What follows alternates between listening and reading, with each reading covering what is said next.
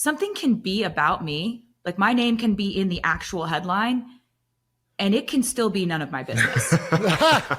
Okay. Like, people can be out here. People might be out here doing too much. Just shaking ass. Doesn't mean I have to do a damn thing. Taylor Swift may have just pressed play on the most explosive friendship breakup in Hollywood, and the target looks like Blake Lively.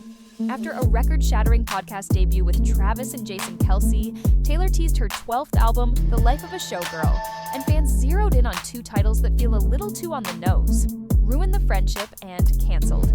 Add in her pointed comments about thin-skinned friends who think every post is about them, and Swifties are asking, was that shade?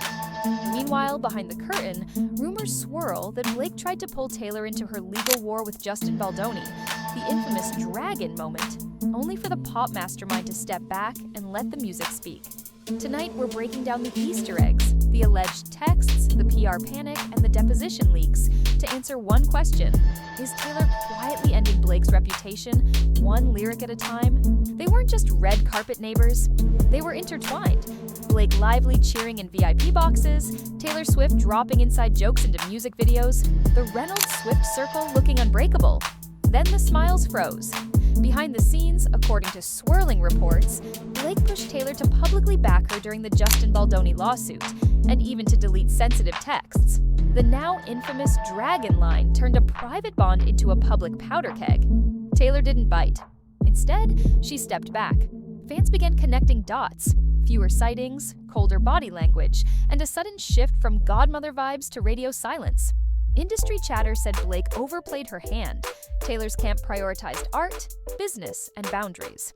Meanwhile, Blake's team waged optics war.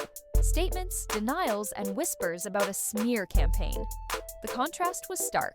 One woman doubling down in court filings, the other speaking in Easter eggs and principles.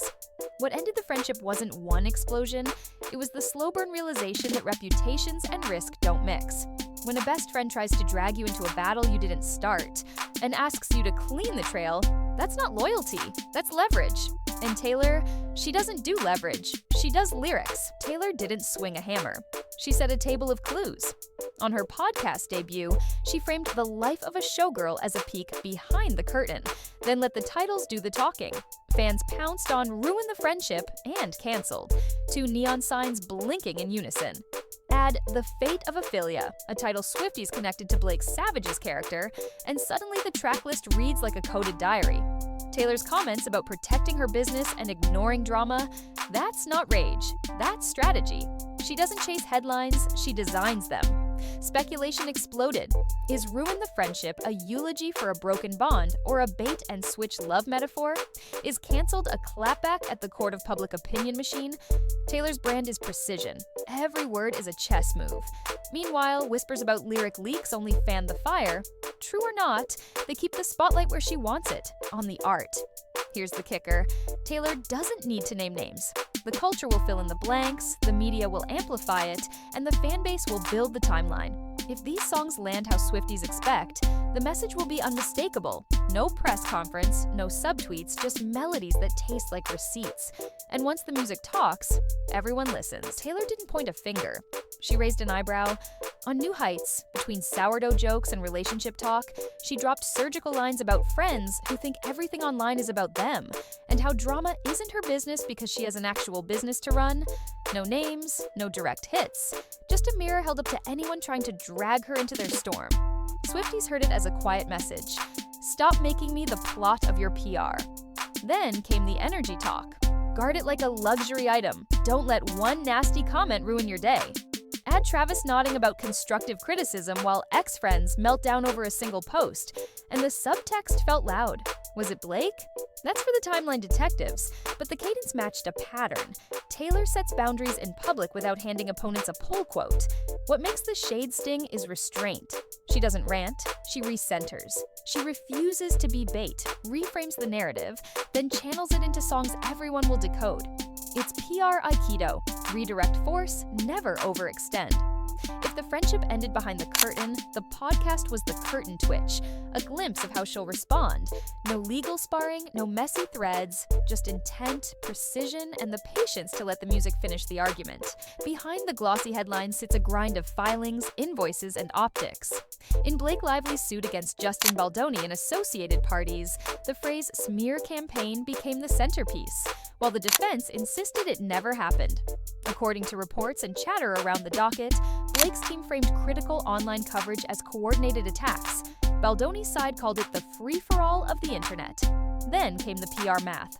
A crisis manager retainer cited around $30,000 a month, a reminder that in Hollywood, reputation is managed like a product launch. Here's where Taylor's orbit brushes the case without stepping inside it. The rumor mill claims Blake tried to activate the dragon, Swift's fanbase, as leverage. But Taylor's public posture signaled the opposite.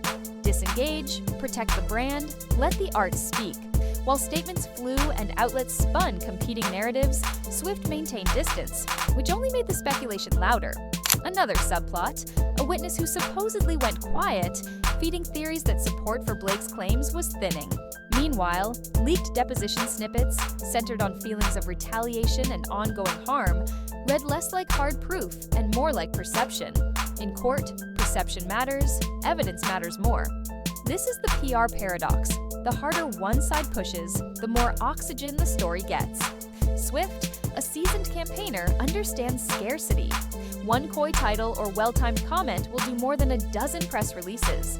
So, you're left with two tracks running in parallel, a legal war measuring provable harm, and a public narrative measuring cultural momentum. If Taylor remains off the witness stand and on the charts, Blake fights on two fronts: courtroom discovery and an audience trained to hear subtext in every lyric. When the courtroom lights flick on, hype gives way to transcripts. And that's where the tone shifts. In leaked excerpts attributed to Blake Lively's deposition, the centerpiece isn't a spreadsheet of coordinated posts or a timeline of paid attacks. It's language about how it felt, that a smear campaign hasn't ended, that public statements felt retaliatory, that reputational harm is ongoing. Feelings are valid, but in litigation, judges and juries grade evidence, not emotions. That gap becomes the story. The defense leans into it. If the claims hinge on subjective experience, they'll push for receipts. Who directed what? Which accounts were seeded? Where's the coordination? Without that, the narrative tilts toward unmanageable internet chaos, opinion videos, trending threads, and creators chasing traffic. Meanwhile, Swift's name hovers like a lighthouse you're not allowed to approach, adjacent, influential, but intentionally distant. No public endorsement, no subpoena drama, dropped. No paper trail that screams orchestration. Context makes the quote sting more. Fans recall Ryan Reynolds quipping, "You can't sue over hurt feelings," a soundbite that, fairly or not, boomerangs here.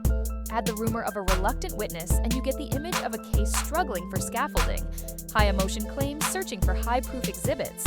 None of this exonerates anyone. It reframes leverage. If Taylor keeps her commentary in art, not affidavits, then the most potent statement arrives in melodies, not motions. And if Blake's legal theory can't leap from "I felt targeted" to "here's the targeting plan," public sympathy may stall, especially as Swifties await track 6. In court, you win with exhibits. In culture, you win with moments. Taylor controls the latter. Circle, October 3rd. That's when speculation turns into sound, and sound turns into headlines. If "ruin the friendship" and "canceled" carry even a hint of pointed subtext, the media cycle ignites. Lyric breakdowns, timeline threads, body language edits, and think pieces about boundaries and betrayal. Swifties will do what they do best: index every clue, surface old receipts, and pressure gatekeepers to pick a side. Blake's team will likely counter with a steadier PR cadence. Friendly exclusives, controlled interviews, and a reframing push. This isn't about Taylor. Focus on the work. Misinformation is spreading. Expect social listening to spike. One stray line from an associate can reset the narrative for 48 hours. Legally, discovery grinds on regardless. If Blake's filings don't land hard evidence of coordination, the courtroom story risks lagging behind the cultural one. That's the asymmetry. Taylor's case is artistic, instant, global, shareable, while Blake's is legal, slow, procedural, high burden. Could Blake escalate and threaten action over a song? Possible, but risky. Proving defamation in lyrics wrapped in metaphor is a tall climb, and any attempt can boomerang as censorship. Brand calculus enters next. Studios and partners hate volatility. If public sentiment sours, projects get rescheduled, sponsorships pause, and offers go quiet. Conversely, Taylor's clean distance, no callouts, no threads, lets her dominate attention without owning the feud. Watch for 3 signals. 1. First week lyric discourse. Does Blake trend above the album? 2. Influencer alignment. Do pop culture voices lean Swift or neutral? 3. Blake's next move, silence, stabilize, or statement, risk amplification. In culture wars scored to music, the hook wins, and Taylor already wrote hers. Here's the truth. Friendships end, but narratives don't. When Taylor drops the needle, the internet writes the verdict. We'll track every clue, every lyric, every fallout, so subscribe, stay locked in, and tell us where you stand. Because when the music starts, silence chooses a side, and careers feel the echo too.